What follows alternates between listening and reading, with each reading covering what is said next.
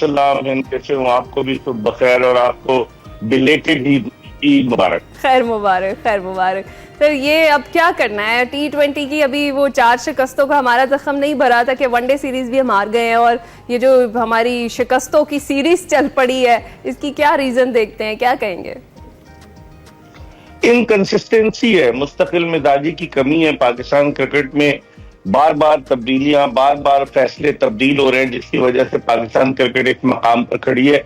अब आप देखें 2025 में जो हमने 15 मैचेस खेले, उनमें से हम हर फॉर्मेट की मैं बात कर रहा हूँ, 13 मैच हारे हम, 12 मैच हारे, 3 मैच सिर्फ जीत पाए। तो आप इससे अंदाजा लगा लें कि पाकिस्तान क्रिकेट किस तरफ जा रही है।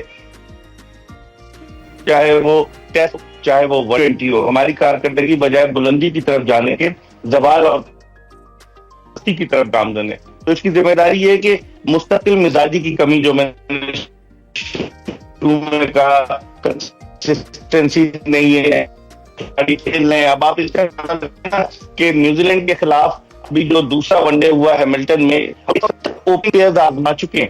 986 वनडे पाकिस्तान खेला है 11 फरवरी 1973 के बाद से, और दुनिया में सबसे ज्यादा 177 ओपनिंग प्लेयर्स हमने आजमाए, और इन 177 ओपनिंग प्लेयर्स में से 4 ऐसे हैं कि जो 50 से खेले, बाकी कोई 30 खेले, कोई 40 खेले, कोई 5 खेले। तो और डिफरेंट हो गए न्यूजीलैंड के खिलाफ अभी जो 5 मैचेस हुए, इन मैचेस में तो आप अंदाजा लगा लें, उससे पहले को आप मिला लें तो गुज़िश्ता 5 मैचेस में हमने 5 डिफरेंट ओपनिंग प्लेयर आजमाए वनडे मैचेस में। तो आप इससे अंदाजा लगा लें, इसमें भारत का मैच भी शामिल है जो दुबई में हुआ, जिसमें इमामुल हक ने इनिंग्स ओपन की थी पाकिस्तान की जानिब से, और देखते हैं कि क्या होता है। बाबर आजम के साथ उन्होंने इनिंग्स ओपन की थी। तो मिर्जा साहब, आपको क्या लगता है ये कुरानदाजी कब फाइनल होगी? आपने बताया कि डिफरेंट कॉम्बिनेशन भी ट्राई कर लिए, तो कब फाइनलाइज होगा और मौजूदा कॉम्बिनेशन चल सकता है या नहीं चल सकता, इस पर जो है डिसाइड किया जाएगा, या फिर वेट करते रहें?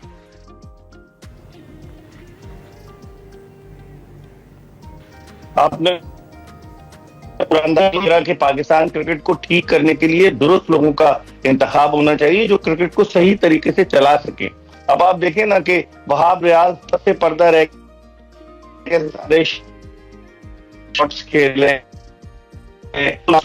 तो एक आदमी अगर बहुत सारे हैट्स अपने सर पर सजा लेगा तो इससे पाकिस्तान क्रिकेट को फायदे के बजाय नुकसान ही होगा। तो ये चेयरमैन साहब को सोचना चाहिए, मोहसिन नकवी साहब को। अब मुख्तलिफ हल्कों की जानिब से आवाजें आ रही हैं कि नकवी साहब जो है वो पाकिस्तान क्रिकेट के मामला को संभालने में नाकाम रहे। इसमें नहीं कि वो मुखलिसाना कोशिश कर रहे हैं, लेकिन वो बात नहीं दे पा रहे, और जो पर वो कर रहे हैं वो इसके कि पाकिस्तान क्रिकेट के बेहतरी के लिए काम करें। तो अब देखते हैं कि हालात कब तब्दील होते हैं। अब उसके बाद अभी तो पीएसएल में हम लोग गुम जाएंगे, 11 अप्रैल से पीएसएल हो रही है, सब अच्छा हो जाएगा। फिर उसके बाद बांग्लादेश की टीम पाकिस्तान आ रही है T20 खेलने, उसको भी हम हरा देंगे, फिर खुशी के गाने बजाएंगे। उसके बाद एशिया कप है, एशिया कप में हमारी सलाहियतों का इम्तिहान होगा। देखें क्या होता है पाकिस्तान क्रिकेट में। सही है। और जिस तरह से फहीम अशरफ ने बड़े अरसे बाद रन्स बनाए हैं और फिर उन्होंने मीडिया से गुफ्तगू भी की, वो ये कह रहे हैं कि जिस जीत के लिए ज़ाती अहदाफ पसे पुश डालना होंगे, तो क्या टीम में इतनी नाकामियों के बाद भी आपको लगता है कि हर कोई अपना हदफ पूरा करने में है? ये राना फहीम अशरफ साहब ने सही निशानदेही की है। इसका मतलब ये है कि खिलाड़ी बजाय पाकिस्तान के लिए खेलने के अपनी जात के लिए खेलते हैं, अपने रन बनाते हैं, और उन्होंने इसी जानिब इशारा किया है कि जाती अहदाफ को आपको खत्म करना होगा। तो अब देखते हैं, खिलाड़ियों को चाहिए ना कि परफॉर्म करें। हमारे खिलाड़ी यहाँ पाकिस्तान की बेजान विकेटों पर, जहाँ गेंद टखनों से थोड़ी ऊपर आती है, यहाँ तो रन के अंबार लगा देते हैं। फिर हमने जो चैंपियंस ट्रॉफी में विकेट्स बनाई, वो भी ऐसी थी, बैटिंग पैराडाइज थी, जिन पे रन स्कोर हुए 300 350 रन स्कोर हुए। और फिर उसके बाद क्या हुआ, जब हम न्यूजीलैंड गए तो हमारे खिलाड़ी जो है, हमारे खिलाड़ी डांस करते हुए नजर आए। आप देखें, रिप्ले देखें कि उनको गेंद समझ ही नहीं आ रही थी, इतनी स्विंग हो रही थी, इतनी सीम हो रही थी, इतना बाउंस था। तो हम बाउंसी विकेट्स पर जब जाते हैं सेना कंट्रीज, जिसमें साउथ अफ्रीका, इंग्लैंड, न्यूजीलैंड और ऑस्ट्रेलिया शामिल है, वहां जाकर हम बिल्कुल ही एक्सपोज हो जाते हैं। तो ये सोचना पड़ेगा ना, क्रिकेट को लोग जो चला रहे हैं वो देखेंगे डोमेस्टिक क्रिकेट में किस तरह की पिचेस बनेंगी। अब आप देखिएगा PSL में ऐसी पिचेस बनेंगी कि रन्स के अंबार जब इंटरनेशनल क्रिकेट आते हैं। तो मिर्जा साहब, जिस तरह से अभी हमने बात की है, आपको लग भी रहा है कि कोई जाती अहदाफ के लिए भी कोई खेल रहा है? मतलब परफॉर्मेंस तो कहीं भी नहीं है, परफॉर्मेंस तो जीरो है। शायद बाबर आजम के ऊपर ज्यादा तनकीद हो रही है, कुछ थोड़ा बहुत वो अपने आपको मेरी आवाज आ रही है? जी जी मिर्जा साहब, आप मुझे सुन पा रहे हैं?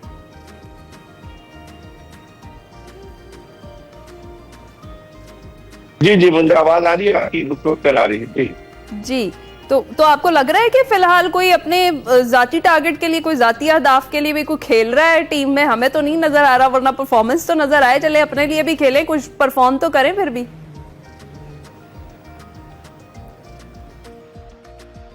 आपने सही कहा। अब मसला यही है ना कि खिलाड़ी जो है इनसिक्योर है, कि बस वो कहते हैं कि हम अपनी जगह पक्की कर लें। अब हम डिफरेंट लोगों को आजमाते हैं। अब तैयब ताहिर को हमने 10 वनडे इंटरनेशनल मैचेस दे दिए, 148 रन मजमूई तौर पर उन्होंने बनाए और उनका हाईएस्ट स्कोर 38 है। लेकिन हम खिलाए जा रहे हैं। तो हम पसंद नापसंद की बुनियाद पर अगर टीम का इंतखाब करेंगे तो फिर यही हाल होगा। अच्छा, और आपको क्या लगता है इसी वजह से जो ओपनिंग पेयर है वो भी अभी तक कोई हमारा बन नहीं पा रहा और चल नहीं पा रहा? देखिए ना, साइम अयूब के अनफिट हो जाने के बाद पाकिस्तान का कॉम्बिनेशन बड़ा डिस्टर्ब हो गया और फखर जमान भी अनफिट है। तो हम मुख्तलिफ ओपनिंग पेयर, हमने तो सऊद शकील को भी एज एन ओपनर आजमा लिया, बाबर आजम को भी आजमा लिया। अब अब्दुल्ला शफीक वापस आए हैं, 3 मैचों में उनके 2 मैचेस में सिर्फ 37 रन हैं। तो हम कहाँ क्या करेंगे, कॉम्बिनेशन हमारे पास क्या बैकअप टैलेंट है, ये भी एक $1 मिलियन क्वेश्चन है। तो अब देखते हैं आइंदा आने वाले दिनों में पाकिस्तान क्रिकेट किस समझ जाती है। सही है। तो मिर्जा साहब, आपको लगता है कि हम जिस तरह से हमेशा देखते हैं कि पीएसएल आता है फिर हम भूल जाते हैं, और हमारे शायद प्लेयर्स भी भूल जाते हैं कि वो क्या परफॉर्म पहले कर रहे थे, पीएसएल आता तो अच्छी जबरदस्त किस्म की परफॉर्मेंस वो भी देते हैं, तो अब उसके लिए हम रेडी हो जाएं फिर? बस आप सब्र करें, इन्नल्लाह माअस साबिरीन। और पीएसएल में जो है वो रन्स के हम अंबार लगाएंगे, फिर सब कुछ भूल जाएंगे कि अगर बाउंसी ट्रैक है तो वहां पर किस तरीके से परफॉर्म करना होता है। यहाँ पर तो आपको ऐसे ट्रैक मिलेंगे कि गेंद बल्ले पर आएगी, और आप देखिएगा, मेरी बात नोट कर लें कि रन्स के अंबार लगेंगे पीएसएल में, T20 क्रिकेट में। सही है। और पीएसएल 10 का जो एंथम है वो को खास पसंद नहीं आया, शायकीन को अपनी तरफ मुतवज्जे नहीं कर सका, क्या रीजन लगती है आपको और आपको कैसा लगा?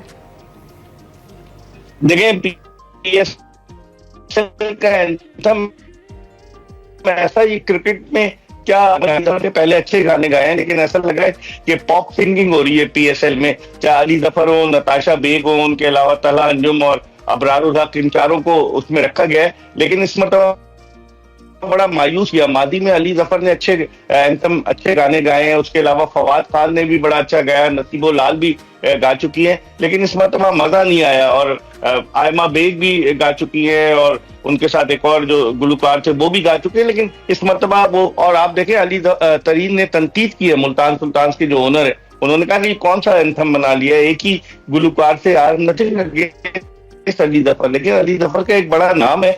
और इस तरह का गाना के धूम धाम हो रही है, क्रिकेट में किस तरह से होता है ये तो समझ में नहीं आ रहा। बहुत फास्ट उसका म्यूजिक है, बहुत फास्ट ट्रैक है। अब देखते हैं कि जब मैदानों में बजता है तो लोग क्या रिस्पॉन्ड करते हैं। चले सर, गाना फास्ट हो जाए, प्लेयर्स तुम्हारे हैं नहीं फास्ट, तो गाना ही फास्ट हो जाए, मैंने सोचा होगा। जाते जाते मिर्जा साहब, जरा अपने फैंस को बताएं, वो जानना चाहते हैं कि पीएसएल में भी ट्रांसमिशन आपकी देख सकेंगे वो? हाँ, इंशाअल्लाह ताला। एक्सप्रेस न्यूज तो हमेशा जोश जगा दे, लोगों का जोश जगाता है एक्सप्रेस न्यूज। तो उम्मीद है कि इंशाअल्लाह ताला 11 अप्रैल से पीएसएल शुरू होगी। अभी हाल ही में जो है वो चैंपियंस ट्रॉफी खत्म हुई है, तो जोश जगाएंगे इंशाअल्लाह ताला। आप फिक्र ना करें, और खासतौर पर रात के वक्त जोश जगाएंगे 11 से 12 इंशाल्लाह। और हम उम्मीद करेंगे कि हमारे प्लेयर्स का भी जोश जाग जाए। बहुत शुक्रिया मिर्जा इकबाल बेग साहब हमारे साथ मौजूद थे, अपनी क्रिकेट की जो बड़ी ही बुरी सूरत हाल है उस पर हम बात कर रहे हैं।